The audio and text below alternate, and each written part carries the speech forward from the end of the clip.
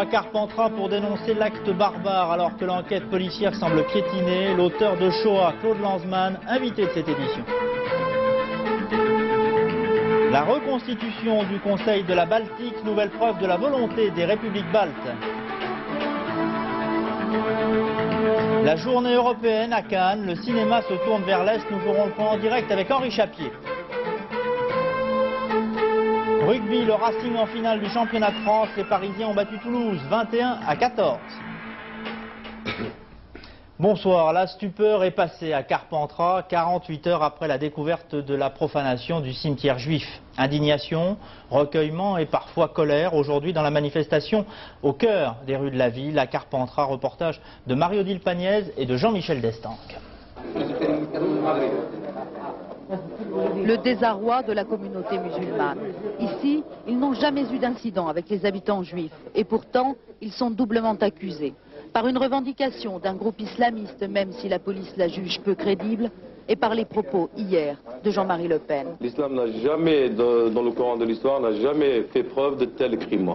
Par contre, les mouvements, certainement, je dis bien sûr, certains mouvements politiques, même s'ils n'existent pas il y a des siècles, on en fait plus que ça. Et je préfère dire à M. Le Pen qu'il réfléchisse un peu et qu'il mette des idées dans l'ordre dans ses idées avant de dire quoi que ce soit. À quelques rues de là, un autre homme s'indigne, attaqué à travers son parti. Je crois que Jean-Marie Le Pen est mal placé pour nous accuser et en faisant ceci, il tente d'esquiver les responsabilités qu'a le Front National dans la campagne antisémite et la campagne raciste qui est menée à l'heure actuelle dans notre pays. Et à Carpentras y compris. Alors, musulmans, communistes, ils se sont retrouvés au départ de la manifestation antiraciste organisée à l'appel du bras. Pas de promotion pour le Front National. L'incident, l'exclusion d'un responsable local du Front National. Sa présence ici est ressentie comme une provocation. Quelques minutes plus tard, la manifestation peut avoir lieu. Près de 2000 personnes qui feront le tour de la vieille ville dans le calme et la dignité. Notre invité Claude Lanzmann, auteur de Shoah, le film consacré à la tragédie du peuple juif pendant la Deuxième Guerre mondiale. Quelle est votre réaction sur cet événement de Carpentras? Écoutez, elle est double. D'une part, comme tout le monde, et je n'ai même pas besoin de le dire, je trouve ce qui s'est passé abominable. Mais en même temps, l'unanimité des réactions, et on vient de le voir ici, enfin même celle de la communauté musulmane, et j'ai moi-même reçu très spontanément des appels téléphoniques d'amis arabes qui me disaient il faut faire quelque chose, et ils s'adressaient à moi, ils étaient sincèrement horrifiés. Je trouve que cette réaction est salutaire. On a le sentiment que tout le monde a compris que soudain un seuil avait été franchi et que les choses avaient été trop loin. On dit toujours, en ce qui concerne les juifs, qu'ils sont extrêmement susceptibles et vigilants et qu'ils voient toujours le mal là où il n'est pas. On les accuse, disons, en gros de paranoïa. Le problème, c'est que lorsque la preuve qu'ils avaient raison d'avoir peur est administrée, il est souvent trop tard. Alors nous allons faire le point de l'enquête maintenant avec Nathalie Darigrand qui est en direct à Carpentras. Les policiers suivent toujours la piste de l'extrême droite. Absolument, Eric. On suit encore la piste de l'extrême droite. Pour l'instant, les 3 jeunes skinheads qui ont été interpellés ce matin sont toujours entendus au commissariat d'Avignon, mais ils pourraient être très vite libérés. En fait, si les policiers restent, vous l'avez dit, sur la piste de l'extrême droite, on semble s'orienter ce soir vers des groupes organisés et non des individus isolés. Alors les 5 jeunes gens qui pour l'instant ont été entendus sont tous d'Avignon. La précision avec laquelle les profanateurs ont agi. Ils ont agi comme des professionnels, ils ont agi silencieusement, laisse supposer que nous avons affaire à des gens très organisés. On murmure ici ce soir que les enquêteurs pourraient se diriger vers Aix-en-Provence, dans les milieux d'extrême droite, notamment les facs de droit ou pourquoi pas l'école militaire, mais il convient néanmoins d'être très prudents car les policiers, eux, restent silencieux sur ordre du ministère de l'Intérieur.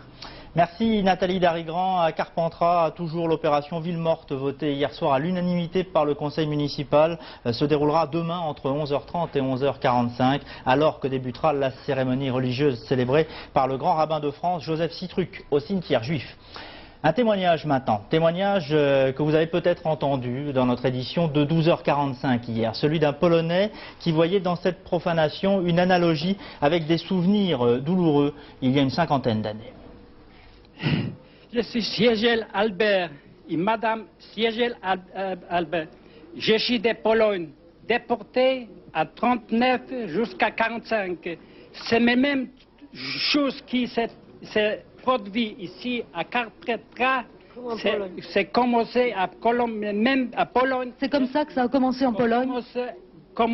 Exactement comme ici. Ils ont commencé avec le cimetière et avec les synagogues. Avec tout ça. Ils nous ont mis dans l'église. Claude Lanzmann, question à l'historien.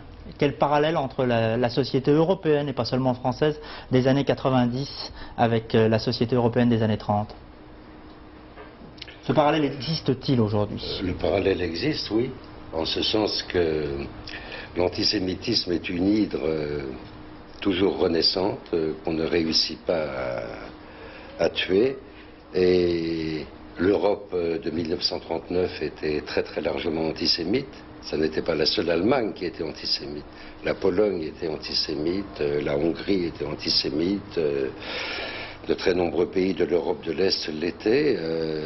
La France aussi était antisémite, en grande partie. N'oublions pas que M. von Ribbentrop venait discuter avec Georges Bonnet, ministre français des Affaires étrangères, de l'éventualité d'un envoi des Juifs d'Allemagne à Madagascar. Alors, qui est en faute aujourd'hui en France? Jacques Chirac dit « nous sommes tous responsables ». Il n'a pas tort. Je pense que la responsabilité, elle est très très difficile à déterminer parce qu'elle est entièrement diluée. Mais la responsabilité, c'est précisément la trivialisation, la banalisation. Ce que je veux dire à propos de Carpentras, enfin, c'est que si les gens réagissent avec cette émotion et cette violence, c'est qu'un acte comme celui de Carpentras est un acte à facettes, c'est un acte profondément dévoilant.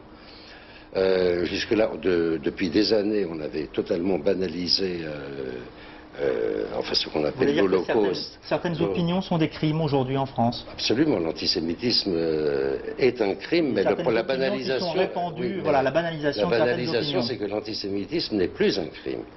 Il a droit de citer, aujourd'hui, il a droit de se donner à nouveau libre carrière. Ça devient une opinion. Dans les réflexions sur la question juive, Sartre en 1946 avait écrit « L'antisémitisme n'est pas une opinion, c'est un crime ». Aujourd'hui, ça a cessé d'être un crime. Bon, or, ce qui est très intéressant dans ce qui vient de se passer, dans cette abomination, c'est que les gens ont pris soudain conscience que s'attaquer à un cimetière juif, que s'attaquer aux juifs, que s'attaquer à un cimetière juif, s'attaquer à des morts juifs, ça n'est pas quelque chose de banal, précisément. Merci. Et on découvre que l'antisémitisme n'est pas une figure singulière du racisme, c'est autre chose encore. Merci Claude Lanzmann d'avoir accepté notre invitation. Votre film Shoah, c'est un des hasards de programmation, ressort au cinéma le 30 mai prochain.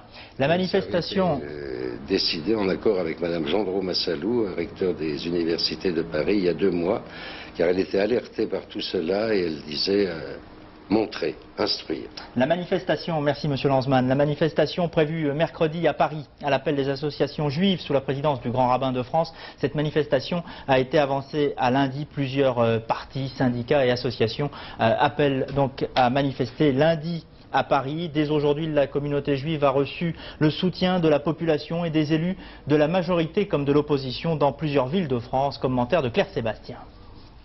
C'est le silence et la dignité qu'ont choisi les manifestants aujourd'hui pour apporter leur soutien à la communauté juive après la fondre Carpentras.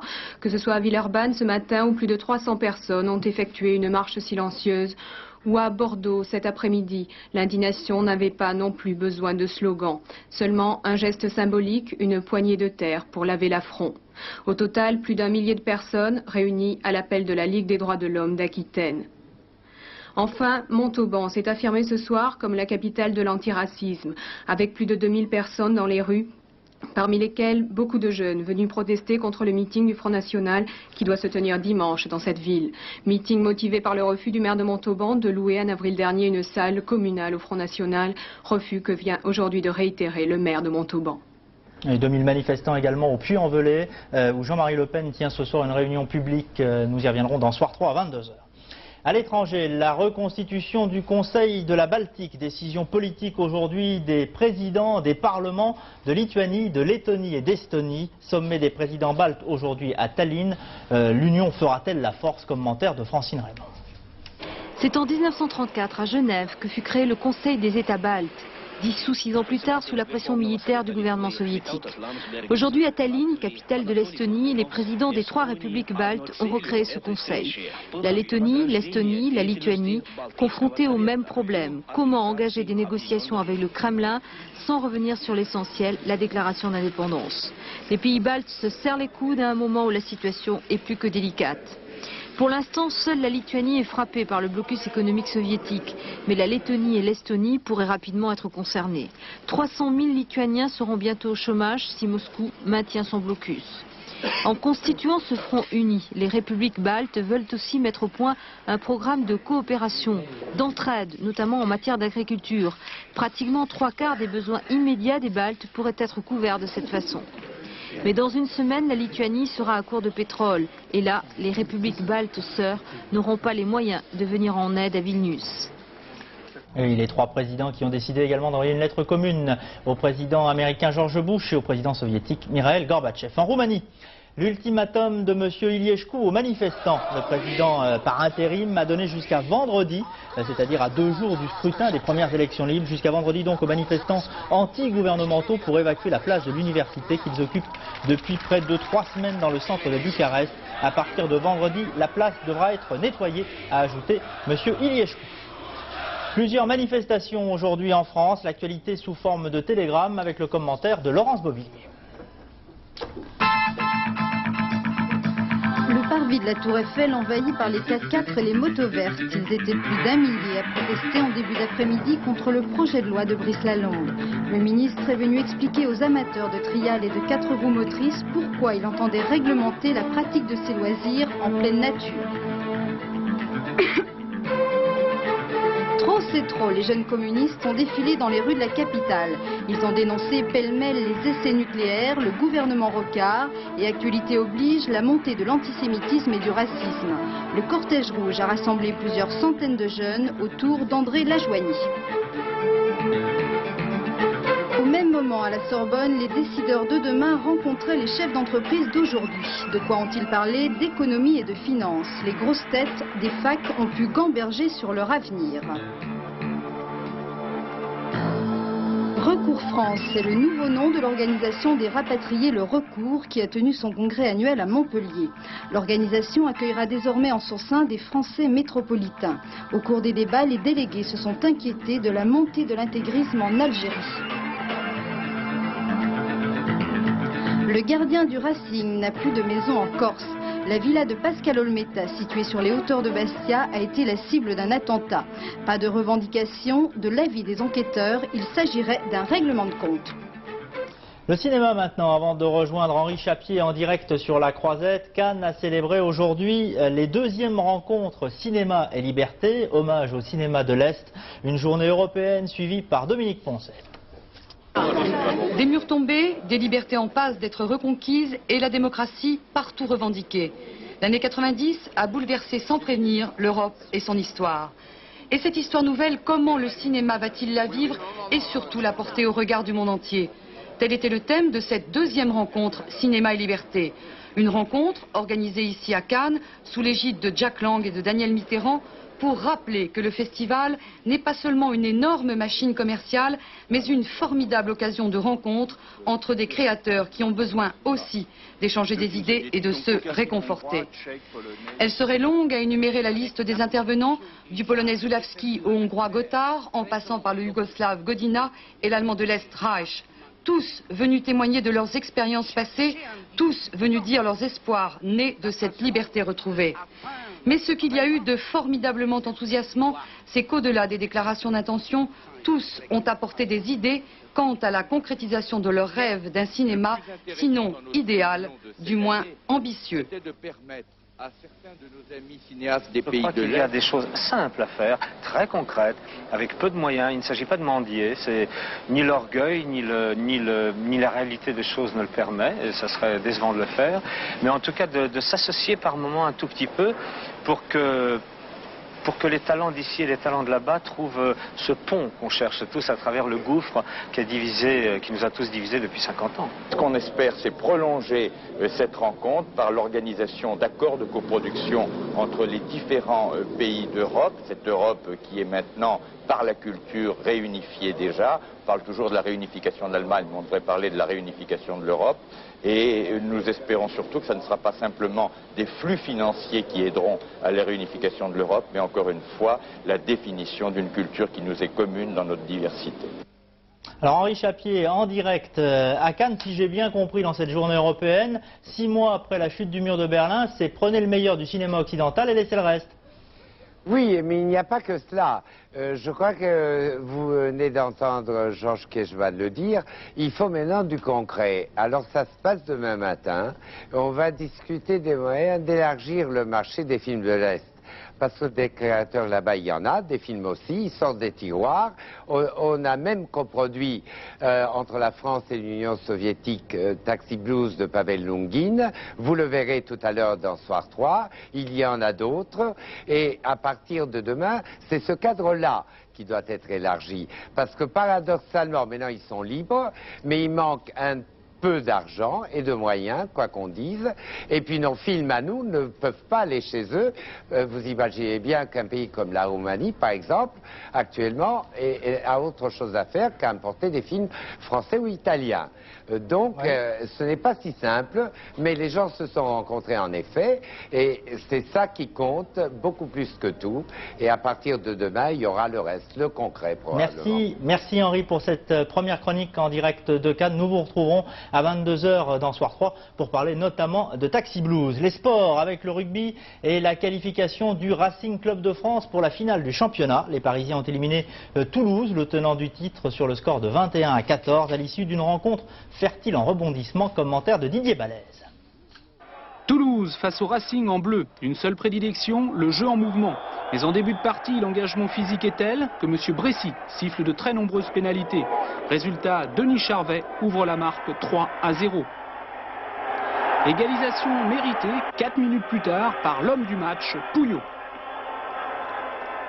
Le stade toulousain omniprésent sur tous les ballons profite d'un rebond sur le poteau, puis d'un contre pour inscrire le premier essai par Éric Bonneval.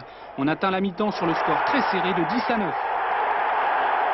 Au tour précédent, les deux formations se sont qualifiées de justesse. Cette saison, Toulouse paraît stagner, le Racing, lui, est en hausse. C'est pourtant Berthy qui va laisser à la 56e minute. Le champion en titre mène 14-9. Pouillot réduit la marque 14-12, puis grâce à ce drop, son équipe mène 15-14. On attend alors un sursaut d'orgueil de Toulouse, mais le Racing plus frais, dominateur en touche, conquérant par son pack, 13 en jambes derrière, le Racing inscrit un fantastique essai par Abadi. Les Parisiens rééditent l'exploit de 87 et se qualifient pour la finale du 26 mai dans leur jardin du Parc des Princes. Judo, tennis et tout de suite football, le sport en bref avec le commentaire de Caroline Sins. Finale de la Cup à Wembley, le suspense reste entier. 3-3 après les prolongations entre Manchester United, ici en blanc, et Crystal Palace. Pas de tir au but en Angleterre, la finale devra donc être rejouée jeudi prochain. Une aubaine pour les supporters anglais qui vont avoir droit à une double ration de buts.